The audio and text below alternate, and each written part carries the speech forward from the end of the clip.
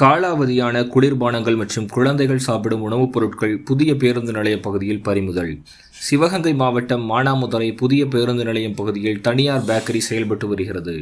இந்த பேக்கரியில் காலாவதியான குழந்தைகள் சாப்பிடும் உணவுப் பொருள் மற்றும் குளிர்பானங்கள் விற்பனை செய்யப்படுவதாக உணவுத்துறை பொறுப்பு அலுவலர் சரவணகுமாருக்கு புகார் எழுந்துள்ளது.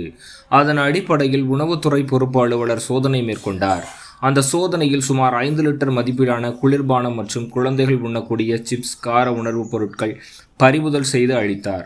மேலும் அந்த கடை உரிமையாளருக்கு 3000 அபராதம் விதித்தார். இதுபோன்று தொடர்ந்து ஈடுபட்டால் கடை நிரந்தரமாக சீல் வைக்கப்படும் என உணவுத்துறை பொறுப்பு அலுவலர் சரவணகுமார் இன்று மதியம் சுமார் 3 மணி அளவில் எச்சரித்துள்ளார்.